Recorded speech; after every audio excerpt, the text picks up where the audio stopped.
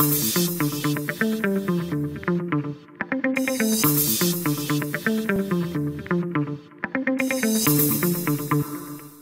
cloud, qu'est-ce que c'est? Qu'est-ce que c'est concrètement que le cloud, et notamment dans l'univers de la gestion? Globalement, c'est assez simple. Aujourd'hui, vous utilisez une solution de gestion, un logiciel en l'occurrence, qui est installé chez vous, sur un serveur, sur un PC s'il n'y a qu'un seul utilisateur de votre entreprise. Le cloud, ce n'est pas ça. Le cloud, vous utilisez toujours une solution de gestion, sauf que l'application et les données de gestion ne sont plus chez vous.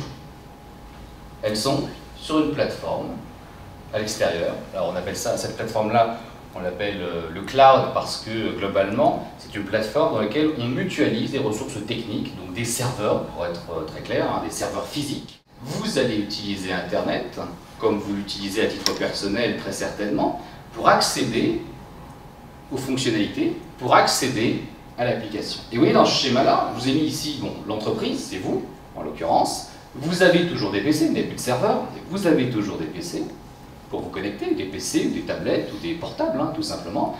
Et vous connectez directement à la plateforme via un simple browser Internet. Vous pouvez du coup vous connecter de n'importe où. Votre expert comptable, lui aussi, pourra se connecter pour aller regarder les informations de gestion notamment financière, corriger des écritures comptables si on en a besoin, sans devoir passer par une remise, alors à l'époque c'était la disquette, maintenant c'est via des clés USB où on transmet ça par email, il n'y a plus besoin de ça. Le deuxième point, c'est intéressant parce qu'on rebondit un peu sur la plénière, la conférence plénière, vous n'achetez plus rien. Enfin, par PC, portable, tablette, etc. Mais vous n'achetez plus rien, puisque globalement, ce qui vous est mis à disposition vous est loué. C'est un paiement à l'usage. On n'est pas dans une logique d'investissement dans le cloud. Je paye une seule fois et ensuite j'utilise. Je paye en fonction de ce que j'utilise. Troisième point, c'est la mutualisation des ressources techniques.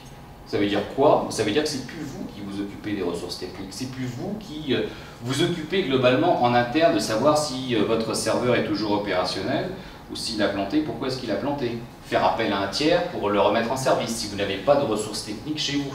Les ressources techniques ne sont plus une préoccupation pour l'entreprise dans le contexte du cloud. Le deuxième point, c'est les mises à jour automatiques. Et ça, c'est intéressant quand on parle de solutions de gestion. Vous savez très certainement, le légal, les évolutions légales, en l'occurrence, sont, on va dire, un sujet récurrent en France. Et toute évolution légale engendre une évolution des solutions de gestion. C'est normal. Dans le cloud, vous n'avez plus à vous en préoccuper parce que ce n'est pas vous qui faites l'évolution dans les nuages sur la plateforme. C'est l'éditeur en tant que tel. Au gré de ces évolutions légales, nous mettons à jour nos logiciels. Vous ne vous en préoccupez pas. Ce que veulent les entreprises, c'est se concentrer sur leur activité pour croître, en l'occurrence. Et donc, en définitive, notre objectif à nous, c'est de mettre à disposition des solutions de gestion. Et c'est la première chose que recherche un client, c'est d'abord l'expertise métier.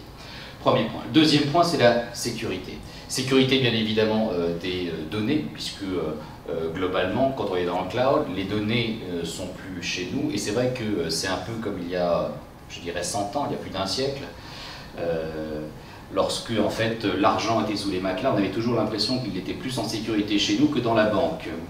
Eh bien aujourd'hui, on ne se pose même plus la question de savoir si notre argent doit être sur notre compte bancaire ou chez nous, on le met en définitive au niveau des banques. Et donc pour le cloud, c'est exactement la même chose. On pense que les données sont plus sécurisées chez nous que globalement sur des plateformes, alors qu'en définitive, c'est exactement l'inverse. Troisième point, la mobilité, je n'y reviendrai pas, parce que globalement, à partir du moment où on utilise un browser Internet, les données sont accessibles de partout. Et enfin, la simplicité. Souvenez-vous, l'entreprise Pathé, il a employé un terme, le confort. C'est confortable, c'est simple d'utilisation. Nous avons mis à disposition, au travers de nos offres cloud, des apps, ce qu'on appelle des apps mobiles, c'est-à-dire des apps qui sont téléchargeables directement sur Internet. Des apps gratuites, d'ailleurs, en l'occurrence, qui sont téléchargeables et utilisables sur des tablettes PC. tactile. J'utilise mes doigts pour utiliser tactile et graphique, voyez-vous.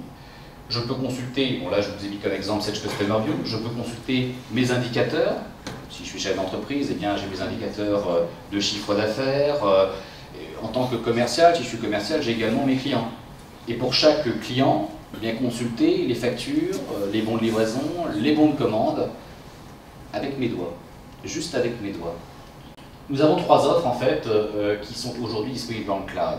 Une offre pour les startups et petites entreprises, Sage One en l'occurrence. Une offre pour les PME, alors 2 offres plus exactement pour les PME, nous avons Sage 30 online et Sage 100 online. Et enfin pour le mid-market, à savoir les entreprises de plus de 100 salariés, il y a un Sage ERP X3.